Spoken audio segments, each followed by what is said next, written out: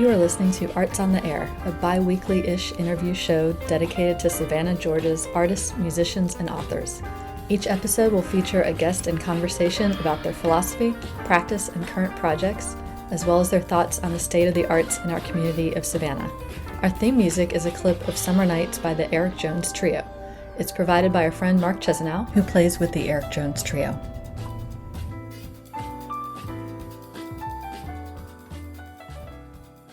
Hey everyone, welcome to Arts on the Air. This is Tamara Garvey, and I have the pleasure of sitting with Brittany Curry today. Welcome, Brittany. Hey, thanks for having me on the show. Of course. So happy to have, I just ran into you a couple weeks ago, and I realized I hadn't seen you or talked to you in like a couple of years. So it's so nice to be reminded of you, and we're going to talk about this later, but you're about to have a big anniversary for your business, so it's great timing. So let me read a little bit about your work from your website. So while attending a workshop in 2012, Brittany was introduced to graphic recording, a tool that played a major role in liberating people with disabilities from institutions.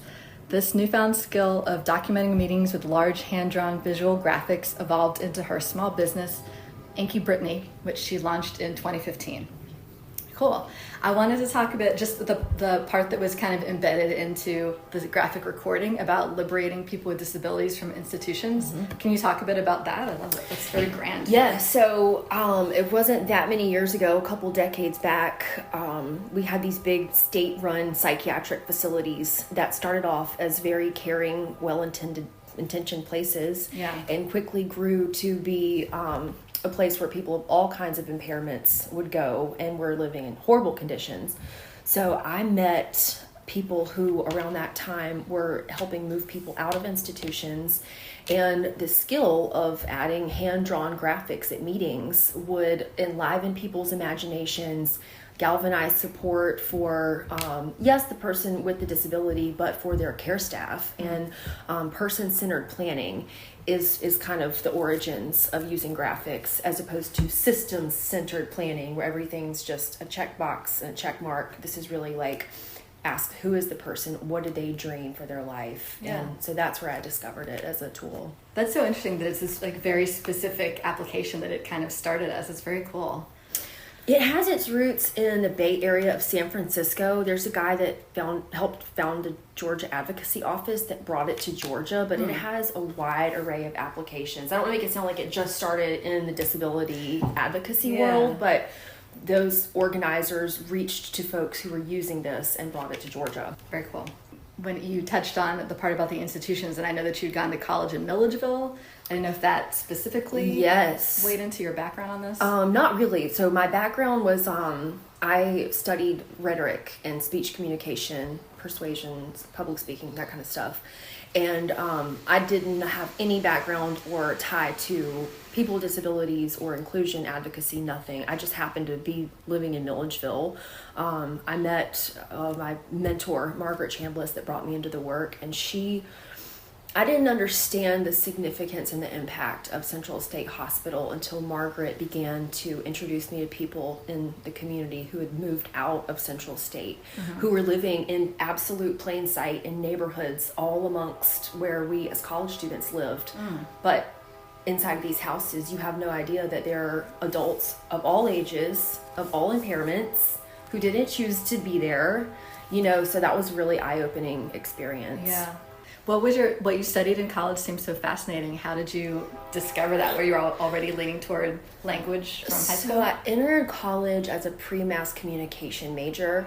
When I was growing up, I was a compulsive doodler and writer. I always wanted to be a journalist. That was my dream. I went to Georgia football games with my grandparents, and I would go to the college bookstore and buy like journalism books at like 8 years old. So quickly in my first year, I realized I'm a lot more interested in human communication than like media communication. I was taking a lot of humanities and ethics classes that really, I really enjoyed them. So I switched over to rhetoric. And it's funny now because what I do, so many people see the outside and they're like, the artist. Right. And then when I say I'm actually like a rhetoric major, trained to decode, so to speak, and understand the core messaging underneath just the words. That's how my training ties in mostly to what I'm doing now. That was so interesting. When I looked into your background to prepare for this, I had always assumed that you had studied illustration and then came to the corporate kind of language aspect of it, but it's the opposite, that you're super trained in language and philosophy and communication, and then I guess fell into the like art part of it. Well, I saw, again, working for the Citizen Advocacy Office, I was introduced to people using this skill. And when I went away to college, I completely stopped drawing, period. From 18 years old until almost 28 years old, I didn't draw anything. But, this sparked, like, when I saw other people doing it, I started doing it, and the switch flipped back on. And everybody around me was like, where did this come from? I'm like, this is how I've always expressed myself in the world, but I saw it being used for change and for process improvement, not for art's sake. Right, exactly. How, so you were drawing a bit, like when you were young, elementary school, in high school, I was known I would draw stick people of myself. I still have all of them in a box. You said you loved doing stick people. Yes. Yeah, that's how I passed the time. Yeah. And I don't want to say I was like known for that, but people who were in my life at that time, I think still remember me as like drawing these funny cartoons just to make people laugh and like pass the time. Well, I love that it was like your natural way to do that, and then you kind of got into a different direction for, like you said, 10 years, and then eventually just everything merged back together. It's very meant to be. Yeah. So it sounds like you kind of discovered the graphic recording at a particular workshop in 2012, and at the time where you had kind of a day job, you had like an office job. Yes. So I came home from Toronto, and a while went by before I really started to practice it. And I didn't start graphic recording meetings. Part of my job as the Citizen Advocacy Coordinator was to offer orientation and support to new advocates. Well, I realized that I could describe to you what is a group home and what is a day program, what is a highly professionally controlled, isolated, segregated life, or I could draw it on paper. Yeah. And using the contrasting, and I'm talking the most simple stick figures, and contrasting color. I would use gray on one side of the page for that controlled, segregated life, and on the other side of the page, trivia, karaoke, pets, marriage, real house, with all this color. Yeah. And I say this all the time, nobody asked me to do it, and nobody told me that I couldn't. And so that is how I first started to play around with graphics. Before I ever recorded a meeting, before I ever started it as like a side, it was purely just to help people, to speak with the power of image, to let people know, like, hey, there's a whole nother world out there that most people are not aware of. It's very, they said a picture is worth 1,000 words. And like you said from the beginning, it can be very simple looking drawings. It can be stick figures, but then the use of color is a big part of it. And it's pretty naturalistic to go to being like, on this one before side can be grayscale, and then the after side is color-wise. It's almost like the Wizard of Oz. Yeah. The simple element of contrast, people got it. Yeah. So when you came back here, you just kind of started doing this in your meetings that you were... So probably within a year after taking the workshop in Toronto is when I started using graphics internally for our Georgia Citizen Advocacy offices. Yeah. Then there was a turn in time in November of 2014. It was a particularly contentious time with a lot of police brutality. There was a community policing forum taking place at Georgia College. And I just said to my friend Sarah Buck Dowd, who is a criminal justice professor, I was like, you should let me come and try out this little skill. It would probably bring a neutralizing element to the room, all voices being honored. And so I did it. I had no idea what I was doing. Yeah. Really, no idea what I was doing. But I was like, hey, What materials did you bring to this? I had my markers and some chalk and paper. I don't want to say I didn't know what I was doing. I'd taken the fundamentals, but in terms of doing this for the first time live in front of a room full of 50 people, right?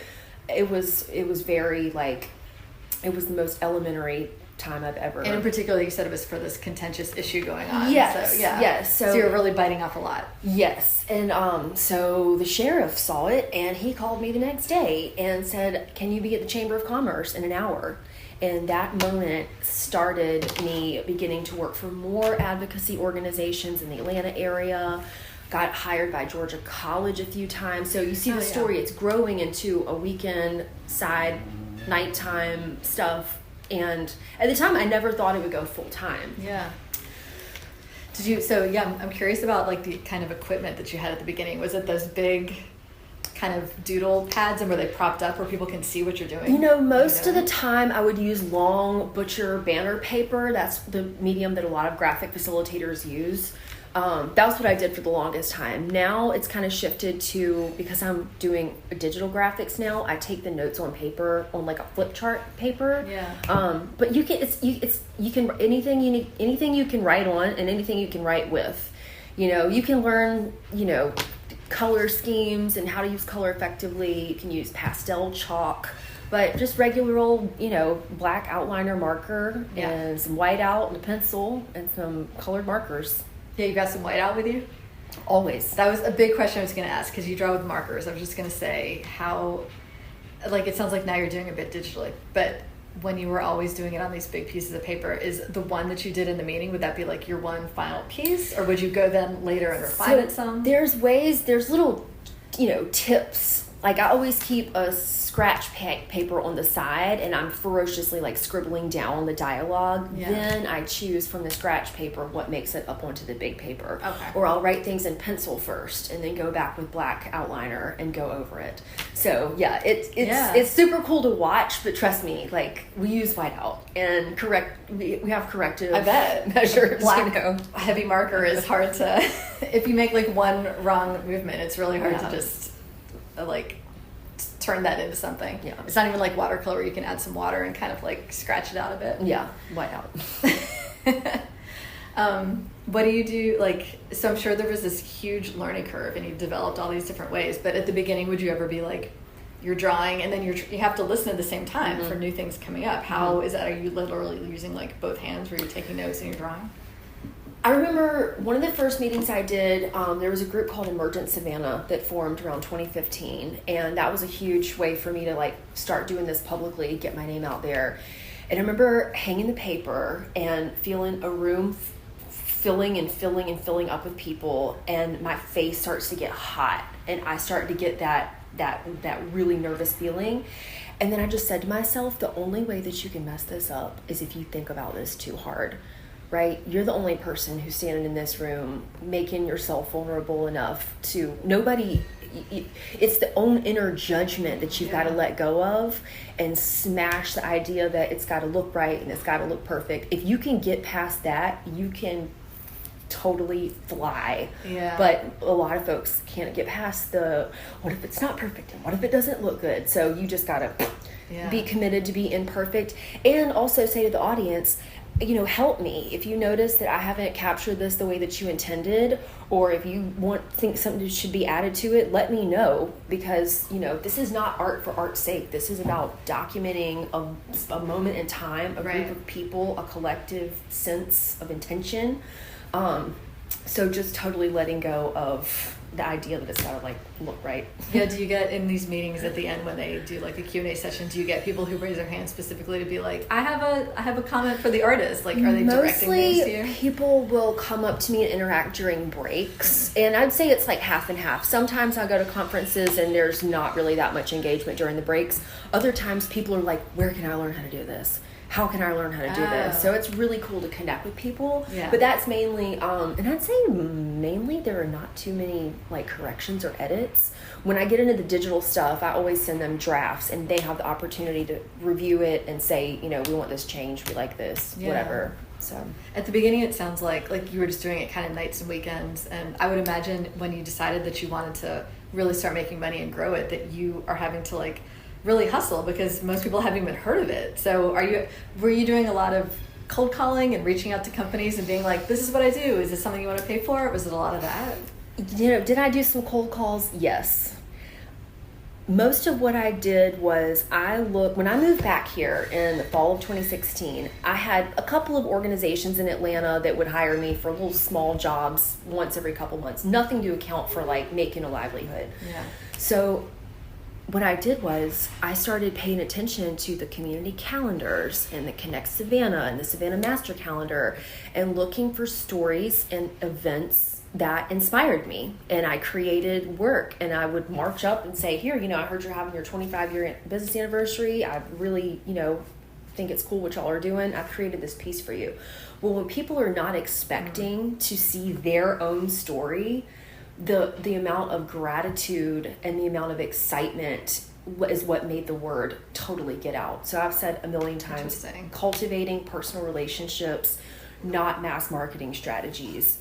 And to the cold call point, I did do one cold call back in 2016 or 17 that has materialized into a very fruitful partnership. Yeah. It's interesting. It sounds like you were kind of like working on spec, like you would create a piece and then present it to the company and be like, I did this for you. This is the thing we could do in the future, like that. Yeah, very much. Cool. All Salon Deli. That was one of my like little lunch spots. And you know how the National Geographics kind of create the wallpaper in there?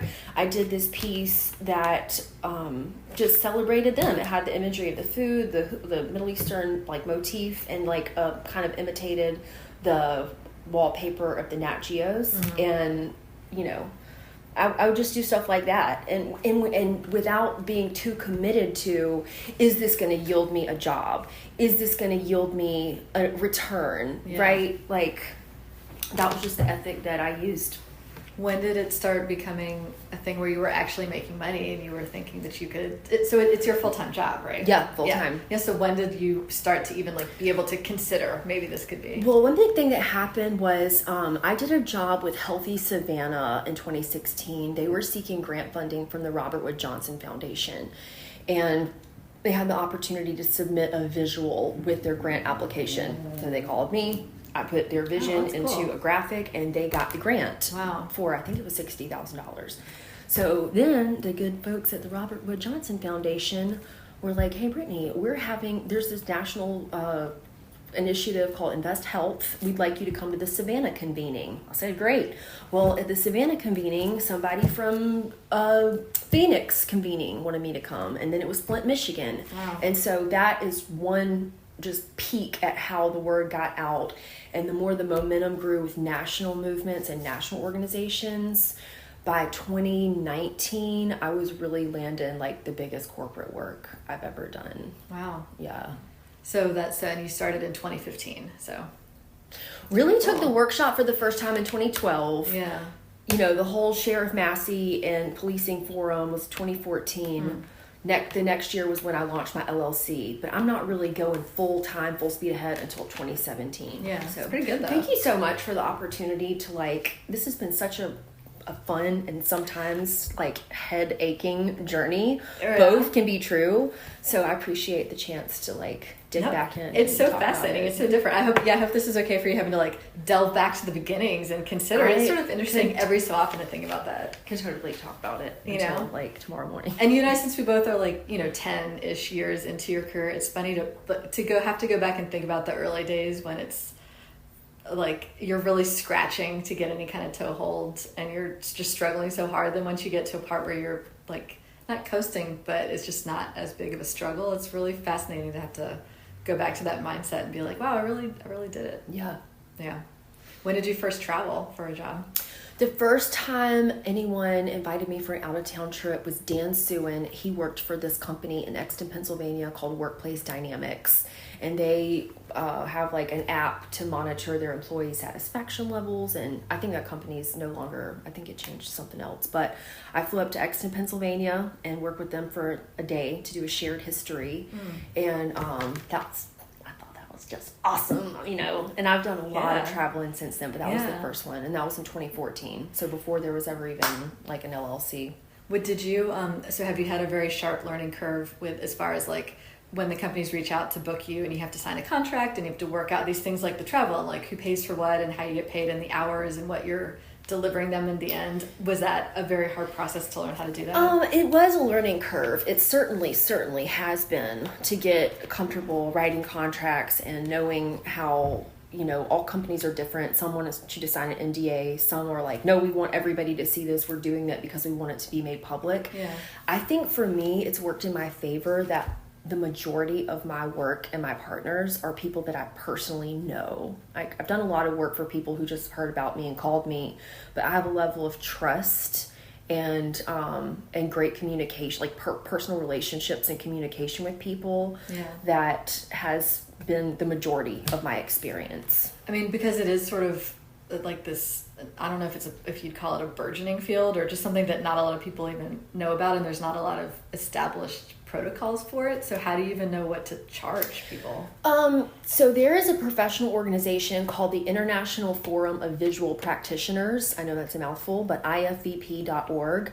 These are the really established, seasoned professionals who have piloted this and implemented it and written about it and theorized. These are the people.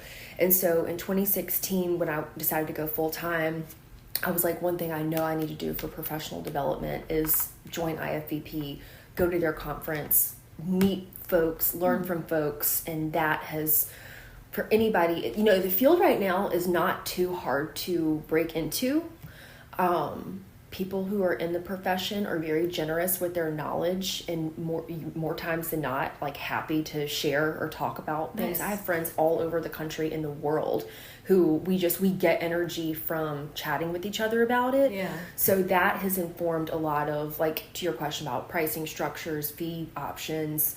And that part depends a whole lot on the size of the organization I'm working for, their intended purpose for what they plan to do with the graphics. Yeah. How big is the audience that it'll be marketed to? Is it an internal company of 20 people, or is it going out to the... So, that's another just trial and error. And even 10 years in, it's not like it's, we just perfected that part. No. Yeah, and you tried so many variables. It's a lot like I majored in illustration at SCAD, and it's the same when somebody reaches out to you for any kind of commercial job. It's, like the end result, how many applications it's going to be, how big of a company, whether it's like an advertising company or a tiny nonprofit. There's all these variables that would go into like the amount of money you're going to ask for something.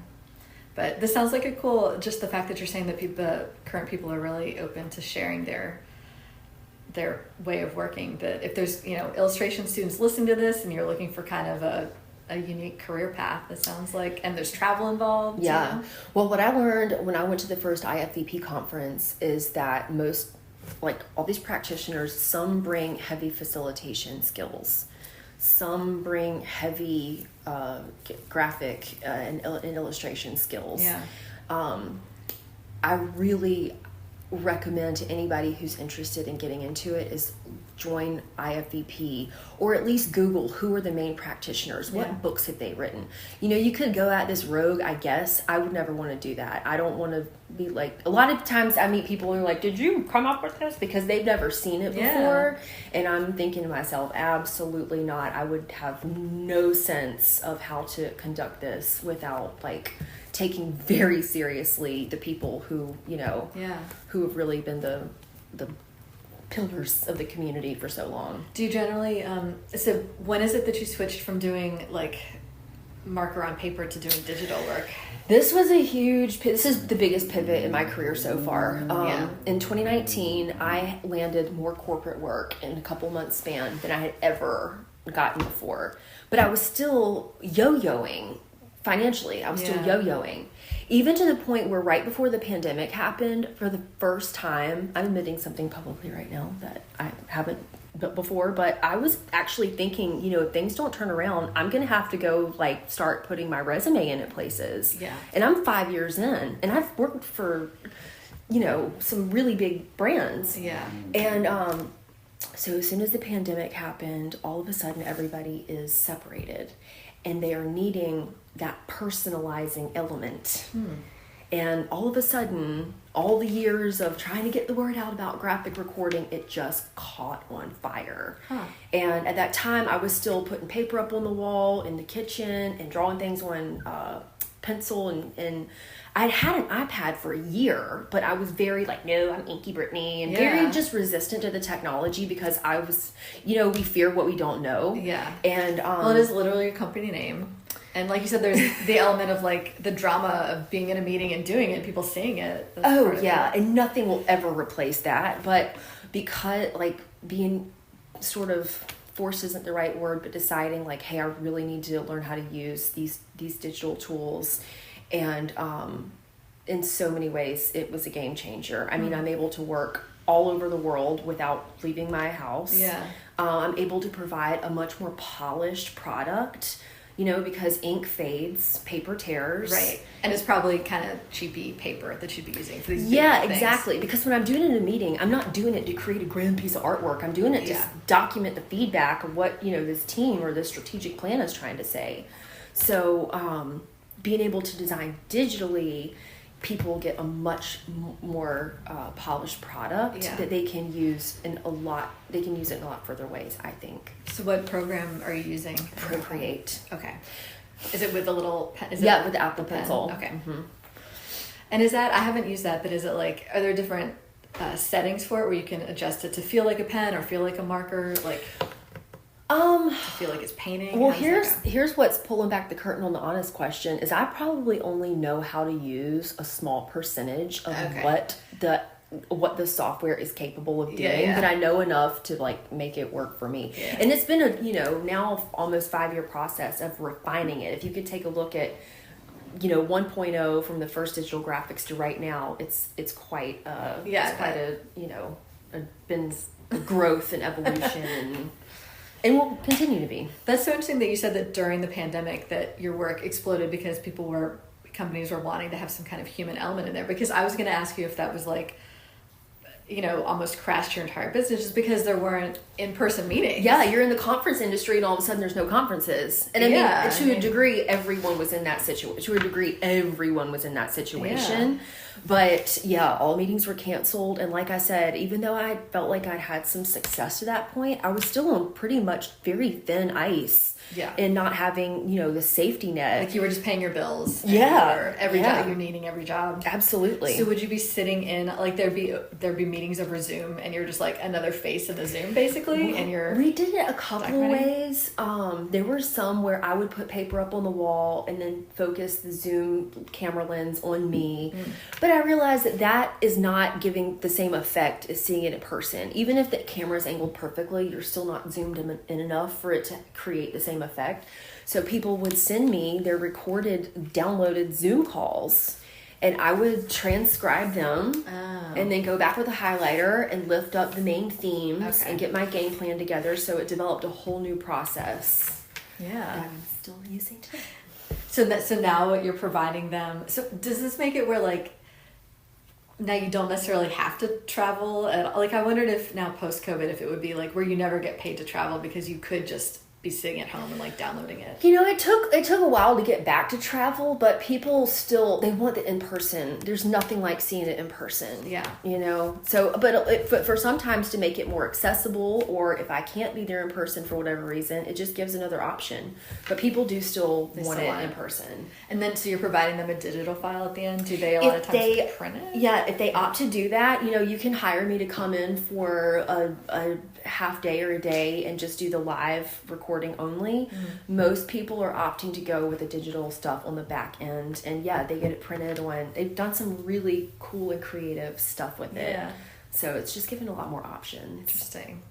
Have you ever had, can you remember any meeting where like you're drawing, are there certain subject matter or concepts that you are either really, really good at drawing or that just technically are hard for you to do, where you're sitting there and you're like, ugh? Yes. So, most of the work I do is in public health, community building, education. Those are sets of images and content, frankly, especially the disability, advocacy stuff that I am very comfortable. And I won't call myself a subject matter expert, but that's where my foundation is before I started doing this. So I understand very well what is being talked about. There's other times, like when I worked for the Keurig Dr. Pepper merger, I really, the jobs that are a little bit more out of my wheelhouse, I do a lot of homework on the front end to be briefed and prepared and make sure that as much as possible I know what's coming my way when the speaker gets on stage. What is, I think, challenging for me, and I've done a little bit, but when it comes to like tech stuff, tech and finance, there's a lot of technical stuff where you wonder just how exactly what to draw, how to depict it. And also I haven't had tons of experience doing that, a little bit here and there, but I've stayed close to the work that I really care about innovating and that I feel like makes impact. So People will say all the time, like I work with a lot of organizations in disability world and disability advocacy, and they'll be like, you really seem to know, the context. And I'm I definitely know that's my comfortable space. Well, it's interesting because they see you like if they're kind of corporate and they have their day job and they're sitting in a meeting and they see in the corner you're like the kooky, weird, artsy one, and they don't know that you got your start actually in this field and with your degree in this like subsect of philosophy. Yeah. Where's your favorite place that you've ever traveled to so far? I did my college internship in India, in northern India in 2009. Kept in touch with the women who I stayed with and returned in 2023, and connected with another graphic facilitator in India and was asked to come and do like a workshop at his NGO. So that was a cool travel experience related to my work. And also, it's funny to go back as an adult deep into your field when you were there. You said in college? 15 years. Yeah. And then here, in the United States, I scribed a meeting for Salesforce on my 35th birthday in the tallest building in San Francisco. Okay. That really did it for me. Yeah. That really did it just for me. Just like a crazy view, basically, from the tallest building. Yeah, and just feeling like this was, like I said, when I was getting a lot of corporate work, and I was feeling the momentum, crank up, and I was just having a blast. So that was your birthday. Did you go out that night for your birthday? I met up with a friend there, and we went out and like saw the Golden Gate Bridge and went out to dinner. How much of your business is being at home, being in the office, doing office work, and like generating new clients and communicating them versus like actively doing the art? I spend a lot of time solo working on designs. Like, for example, I have a contract right now with the University of Massachusetts. It's a series of monthly facilitated meetings on Zoom. Then I'll take, like I said, the notes on paper and spend a couple of days transcribe or just doing the digital designs of those. So it's a lot of me time, me on my iPad at the coffee shop, on my couch. But I still do a fair share, at least a couple of in-person meetings per month. Okay. And then the time, on the phone preparing for stuff, doing, the research in advance. It's hard for me to like know the metrics though of actually what the time breakdown is. That's interesting that you were doing research in advance. I didn't even really think of it like that. Yeah. Do you like to work from home or you like to go out to a coffee shop? I work from the coffee shop most days because I have a studio space, but there's not usually people up there, and I feel like I just vibe better whenever there's just energy around. Yeah. I got my headphones on, but I like working out at coffee shops. And you said recently, I didn't even know this, but you have a studio at Sulphur Studios? Yes. Are you upstairs there? Yes, I'm in the annex in the like open air maker space. Okay, so I know the upstairs ones are the only ones where you really have a window. Yeah. Which is interesting. I've got a window. Okay. Well, there's a couple windows. I've got one of the good windows. That's amazing to have a window, but the trade-off is I guess there's not a lot of foot traffic all the time if you like that energy. Or there could be. I mean, a lot of it's independent people who all work at different times. Yeah. I'm sure there's times where they're, in there doing their thing and I'm nowhere to be seen for 6 months. I didn't spend a lot of time in the studio until last summer. I got a friend of mine to come in and help me do some organization. Yeah. And that really made a more inviting space. Now it actually feels like not an office, but it feels like a studio, not just a place where I just dumped all my supplies. Do you like to do the part of it of like actually generating the art on your tablet? You like to go to the studio to do that so you can like really zone in? Not really. I do most of that from the house. Okay. Yeah. I do most of that from home. Are you a routine kind of person, or is every day kind of wild and different? Every day can be different. Like I would say today is quite different because I had a live event this morning for the Healthy Savannah annual breakfast. Yeah. I'm getting ready for my 10-year business, so I had to run some errands around things that are coming out for that. Come here, chat with you. Got to get back to work on the TEDx graphics after this. So some days are extremely varied.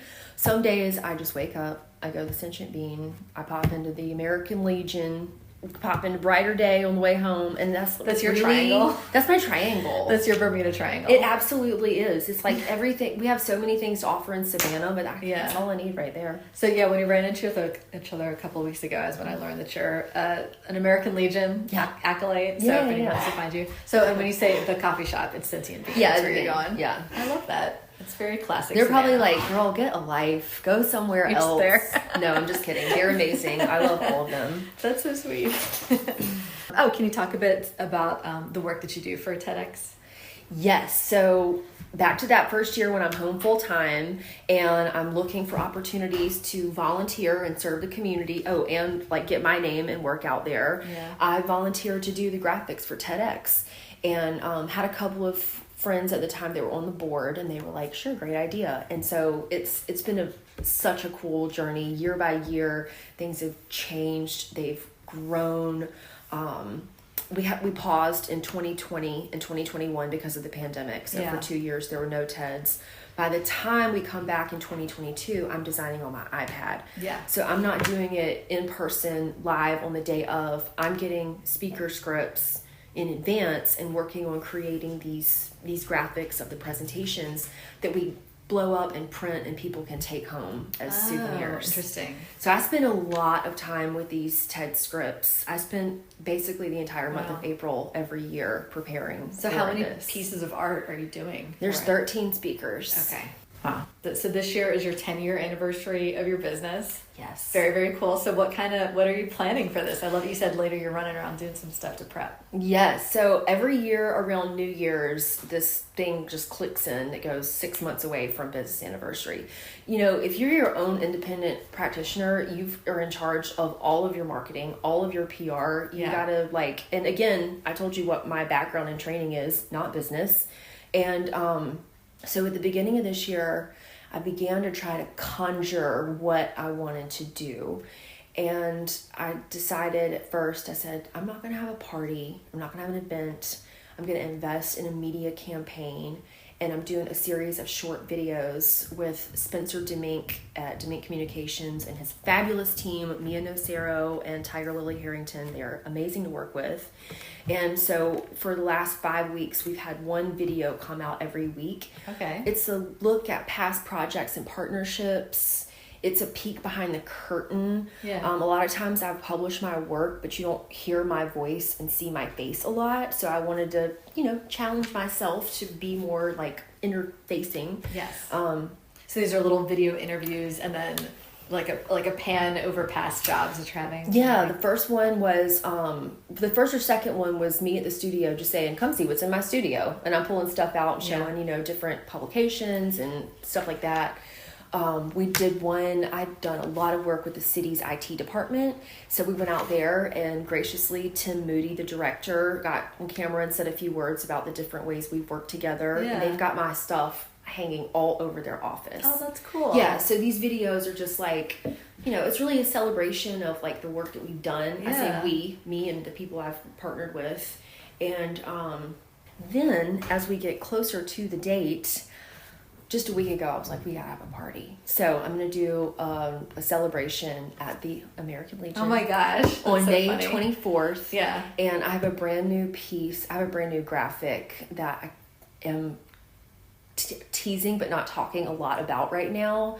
But it's a really special piece and I'm gonna put it on display for the first time. So this is the 24th of May? Yeah. Okay, great. Yeah. So this comes out very shortly. I'll definitely include links to all this stuff in the liner notes. Mm-hmm. So at the American Legion, you're gonna ta-da, and unveil a big piece? Yeah. Okay. There is a very popular program at the Smithsonian National Zoo that I have learned about and gotten really into. And so I've created a piece. And originally I was going to try to get it at the Smithsonian. Yeah. Now I'm wondering and I'm asking myself who's into conservation efforts. And I have some ideas and I have some things in the works. Yeah. But to be honest, I still don't know where it's going to land and how it's going to be best used. But it's going to be out for the world to see on May 24th. I guess the first one I would think of would be Oatland Island. Yeah. Well, that's like when I said things are in the works. So. Cool. And the videos that you've been producing, where do people see those? Is that on your social media? Yeah, it's on my Instagram and Facebook. Okay. Currently. I love this. I love that you design it's like a media blitz that you're doing.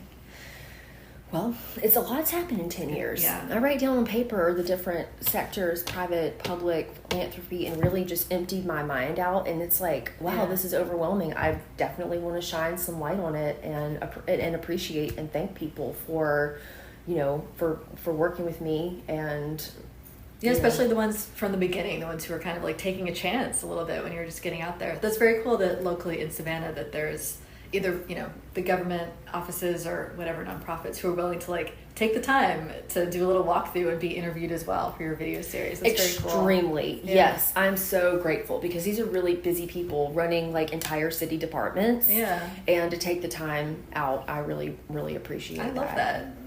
Well, it really speaks a lot to the value that they've had from your work all over the years. Yeah. On your website, it looks like you have a link to like a little Redbubble shop where people can buy products. Yes. I don't advertise it that much. There's trade-offs. There's pros and cons, and there's trade-offs to having a Redbubble store. I never embraced the word or described myself as an illustrator or designer until 2023 when I won the to-go cup design for the St. Patrick's Day cups. Yeah. Well, then all of a sudden I'm like, what else do I want to see my designs on? So this is a different direction from organizational development and process and it's a different direction. Yeah. I am still at this 10-year kind of moment or mark, I am still considering how much of a priority I want design to be. I have a portfolio of stuff that's just in the wings. But the bandwidth to be able to like sort of promote products and do product design and do the work that I care so much about. It's like, graphic recording is how I got started. That's what drives me. But I do have stuff available. I have several designs of like holiday seasonal stuff. Yeah. Some Savannah stuff. Or it looks like a lot of them, they're sort of repeat images where maybe you could look at like a piece that you did for a meeting and cut out a couple of elements that were more universal and like set them into a repeat pattern kind of thing. Yeah. Yeah. Tell us about the to-go cup design, because you have to apply to get that. So something like you're saying that you kind of didn't think of yourself as an illustrator until you got that, but you did the design and applied for it. So you were thinking something. So I saw that the city was doing a to-go cup, another round of design submissions. I submitted for the first one that they did, which was a printing, I guess a year, maybe 6 months before. Yeah. And I submitted, didn't get chosen. So when the St. Patrick's Day one came around, I looked at the judging criteria and I looked at the theme. And I consulted with somebody who's been a mentor, and I said, will you really help me think about this? Let's just brainstorm concepts and ideas. So I came up with 2 different concepts. One of them, I was absolutely certain. I knew in my gut that it was going to be the winner. I just knew it. And because they can only accept files in Adobe Illustrator, I had to outsource graphic design to get it compatible, because I don't know how to use Illustrator. I've had that issue too, is that I use Photoshop all the time for my art, but I don't even have Illustrator installed on my computer. Well, that was a learning lesson where it's like, for years I've been like, I'm going to learn Adobe, and it's like, no, just work with somebody who knows Adobe, work smarter. So I got it in a compatible format to submit. Couple months go by, a couple weeks, however long it was, and I got the notification that my design had been selected, and it was not the one that I thought it was. Okay. What was that one? What did that look like? It was a concept that played heavily on the whimsy of St. Patrick's Day in Savannah. It was more of the kind of cartoony style, opposed to the one that was selected, which is this very like the line drawn architectural monuments and the silhouette of the shamrock. Just 2 very, very different styles. But the other one, I was like, man. Yeah, the one they chose, it's like a row of clovers, and within each clover there's like an outline or something. So I used I'll post a photo of it too. Yeah, the silhouette of the shamrock, and then in the center of all of them, the bridge, the gingerbread house, like showcase all the beauty of Savannah. I actually have gotten in an email conversation with whoever it is that you submit these designs to be like, how come it is that you guys require even the initial submissions to be an illustrator, because you're cutting out so many people who might be great artists and don't have Illustrator? Like, how come this isn't a thing that at the end whoever is chosen can like get it done in Illustrator and then you use that? I guess I have that question too a little bit, but I think it just goes to what specs have to be. I don't really know the answer to the question, honestly. Can we still get those cups anywhere if you want them? I don't know where they are, if they still have a stock of them in the city. They've done two more, I think they've done two, at least maybe three more printing since the spring of 2023. Because they maybe do two a year, like a general one and then a St. Patrick's one in particular. Yeah. Do you have some cups around? I have some. I have a personal stock. Yeah. So I guess if people really, really wanted them, holler at me. But right. But they're priceless because you're down to it was special. I worked really hard on that, and to underline the point that I consulted for help. I asked somebody help me think deeply about what is gonna catch the judge's eye, and you don't just wake up and think of a design like that. I don't know. Maybe you do. I don't. But there's one thing I want to say is. I'm sure you can maybe relate to this. I always appreciate it deeply when people are like, you're so talented. You're so talented. And yes, I own that. I appreciate it. But what I want to tell people is this is so much more about the bold and so much more about the brave.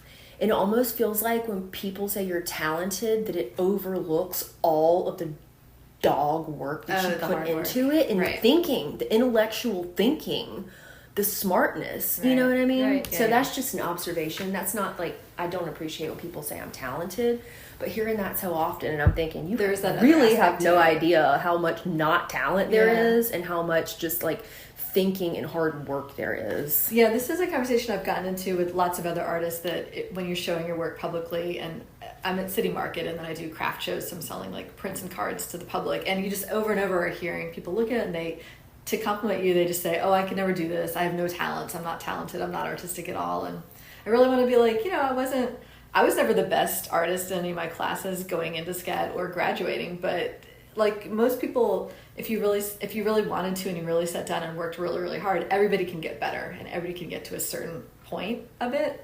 So it is interesting, the idea that people almost want to think that you just had some kind of touched thing and that was it. And you either have it or you don't have it. And it is... not to denigrate them, but it's a little bit of a way for people to excuse them not trying or working, maybe, Yeah, the way I think about it is everybody's got a fixed idea in their mind of what is a capital A artist, and everybody's quite sure that they're not one. Yeah. And whenever I do teaching or training workshops, I think people think that they're going to come and learn how to draw. And we do eventually get around to the tools and the techniques and the drawing part, but there's a part first that we have to address. And I call it the thinking behind visual thinking. You have to notice that voice in your head. I'm not creative. I can't draw. I'm not creative. I can't do this. What if it looks stupid? What if people laugh? That voice is in there for all of us, that perfectionism. To notice that, set it down on the ground, give ourselves the permission to play without expectation and without that voice of inner judgment. That's what you need to do this. You can spend a couple hours on a Saturday looking at illustration tutorials on YouTube and get your drawing better. This is not about drawing. This is about being being vulnerable and willing to be the person to stand up. I say this all the time. Drawing in front of people is just as terrifying as singing or speaking in front of people. Yeah. Sure. And so that is part of my philosophy. Anybody who's taken my workshops are yep, heard her say that a million times. But it's definitely got the public element of it and having other people watch it. Right. And I hear people all the time, every conference, every meeting, if somebody comes up and engages with the graphics, this is what they say. I can't even draw a stick figure. Yeah. And I'm or they say, I can only draw a stick figure. And you are. And I'm looking at my drawings and I point at it and slowly I look in their eyes and I was see what this is? Yeah.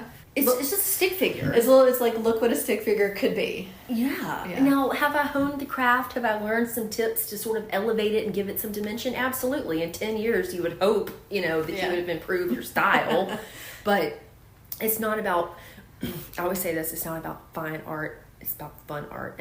And sometimes I even hesitate to associate it with the word art because that's not how I frame it. That's never how I didn't go to school or have years and years of dreams of being an artist. Yeah. So what do you say as your job? Is it a graphic recorder?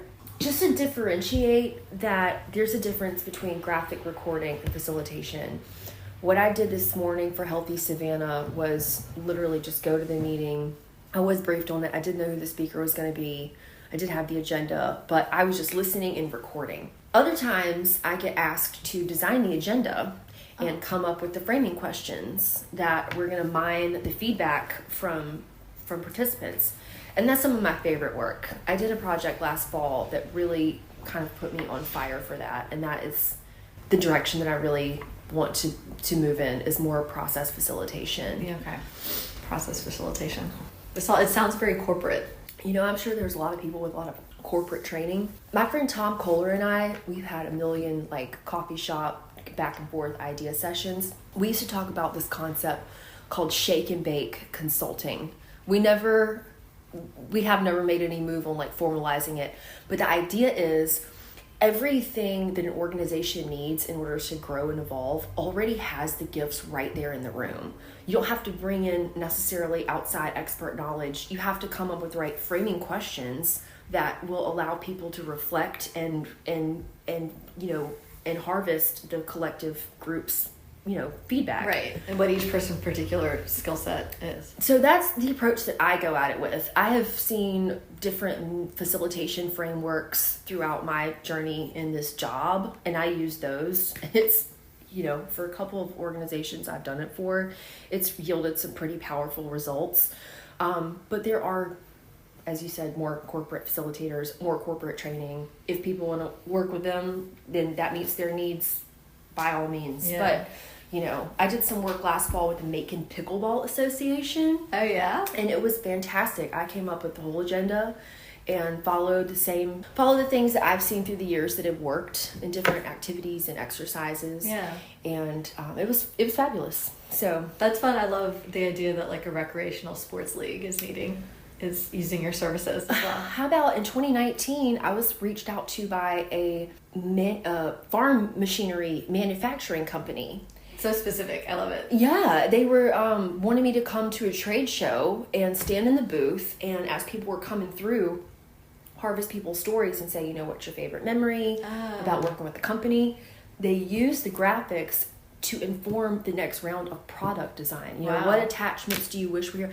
That blew my mind. Yeah. I was like, this, when anybody asks, like, what does this mean to you? This 10-year moment. It's the fact that I started out over here, and then like the agricultural manufacturers found out about it. And so the applications are so diverse, and the work is just endless. Where did you go to for that trade show? Louisville, Kentucky. Okay. One of my favorite places. Was it really pretty around there? I just love Louisville. I know people in Louisville that do very similar work to what Citizen Advocacy does here. Different, but similar. And so I think I just love Louisville so much because I love them, and I have such a great time when I visit them. Yeah. Mattingly Edge, shout out to them. But yeah, the farm machinery show is like the Olympics of the ag industry. So that was one of the coolest, never in a million years did I see that one coming. So specific. Like you'd never know to reach out to them. So amazing that they found you. Did you ever find out how? Yeah, there was a group called Limeade that was based out of Seattle. Again, don't know if that still exists. Sometimes companies merge or they change or they go out of business. So I'm not quite sure if Limeade's still open. But they had an employee retreat here in Savannah. I want to say it was in 2018. And there was somebody in the room, a conference attendee, who worked for Keurig Dr. Pepper. And so next year during the KDP merger, she got in contact from seeing me here in Savannah at the Limeade thing. Now, how Limeade found out about me, I don't remember. I love it. It does seem like by the nature of your business that in a room, it's by definition, lots and lots of people are seeing you. So it does seem like uniquely suited to just this idea of like this chain of events, like this round robin and word of mouth of your business growing, That is one nice thing baked into it, is that it's so many people and everybody goes home and then tells other people and then they're like, we need that too. Well, I put an extra layer of intentionality. The pandemic changed a lot of things, and so I don't do this as systematically as I once did. When I first moved back, and I was just, anybody I talked to, blah, blah, blah, blah. Yeah. Any graphic recording, my job, always on my lips. Never shut up about it. Yeah. And every time I would have a conversation with anybody, whether it was the janitor or the CEO, I follow up on those conversations with a personalized handwritten note. Oh, okay. And did it systematically. I'm talking at the time, I'm dropping dozens and dozens of note cards. Did you have a standard? Right? Yes. Yeah. It's my own personalized, so it's got the InkyBrittany graphic. And then I would recap, I would do a little doodah inside of the card. People are not expecting that. No. That is totally missing in the world. And so I was like, what was hard about it was doing this huge volume of mail without being too attached to what is this going to yield. And I'm sure it takes a while. It's not like you have to send a lot out and then eventually things will start to trickle back. It is huge. Yeah. It's like exercising. You have to do it for quite a while before you see a result. Yeah. But that in the early years, I mean, anybody can say, oh, build personal relationships. I mean, really That's what you mean by it. Yeah. Following up and doing it as systematically as possible. Yeah. And, pandemic happened. Nobody's at their office anymore. You don't know what people's it's harder to look up people's mailing addresses. So quite frankly, the practice went way down around 2020. I still try to do it, and I need to get, if you're really hungry for something, I say that to myself all the time. If you're really hungry for this, do that. That's your recommendation. Yeah. I love that. Do you still have like personalized stationery? Oh yeah, absolutely. That's a really nice extra touch. Yeah. You know what I miss? I'm gonna get this because I used to have this when I was little. But one of those little metal stampers with your initial and like a stick of wax to seal the envelope. Yeah, something extra, something personalized. Do you have to draw somebody a card or make somebody a painting? No, but just something personalized. Yeah, a handwritten note is a big thing. Yeah, and there's psychology too. If you I think it's called The Science of Persuasion on the YouTube video, that if you give to somebody, they're more beholden to give to you. And so I'm just saying, in the early days, that was absolutely my thinking about how are we going to get and keep some clients. You were using your training on human communication. What is the day that you have set for your 10-year anniversary specifically, is it May 24? Is that what you said? Yeah, May 24th. So what do you count, what happened that started your business? What are you dating back to? What happened on May 24? Actually, I'm sorry. The party is on May 24th. Okay. My actual business anniversary is 2 days before, on the 22nd. And that's my birthday. Okay. On my 28th birthday, I made an appointment with with an accountant, a friend in Milledgeville, and launched my LLC. And I'd been doing it making money since the November before, and I just knew it was time. Yeah. I love that. So it's the anniversary of you making your LLC and going to the accountant. That's big. Yeah. It's grown up. I think so. Yeah, I love it. So you'll keep an eye out for your party at, of course, the Legion. What do you have coming up? Any goals for your business or companies that you're excited to work with or that you want to work with? There's always so much on the vision board. I definitely want to aim my arrow more intentionally toward the business community. I've done so much work with civic, social, and public organizations, and I'll continue to do that. Really like to get some more jobs in the business community. I would like to do more of the facilitation side, like I did with making pickleball. Mm-hmm. And I want to do more workshops and training. I really enjoy doing that. Yeah. And there's a lot of folks who are have a dream of stepping out on their own. They don't feel satisfied at work. They don't feel valued at work. But you don't just step out overnight, right? Yes. And so I have a little personal story about how, this kind of formula that I followed. Yeah. And I'd like to share that more. Your gradual growth. Yeah. So that's what I would like to be around the river bend. I love that. So anybody listening, keep an ear out for that. Well, thank you. This has been really, really cool. Thank you. So cool to talk to you. Is there anything kind of final you want to tell us about your field or? Just, if I was thinking about that before I came, because they're always is there any last thing you want to say? Or anything about Savannah in particular or anything like that? I'm going to leave on the same, this is kind of always my parting thought is, go back to that thing that you put away, that you loved doing endlessly when you were a kid, and you put it away because you thought it was silly and irrelevant. I'm here to tell you, if you allow yourself to play and do the things that you once loved and you could do endlessly, you will find something personally satisfying there. You will find something possibly useful and marketable to the larger world. Yeah. So, just go back to where you left off. That's and beautiful. What made you sparkle and shine. Thank you. That's fabulous. Thank you so much. Cool. Well, everyone, this has been Brittany Curry, and I'll post images of her work, and then, yeah, mark your calendars for that party coming up for a 10-year anniversary. Thank you, and this has been Tamara with Arts on the Air. Thanks for listening.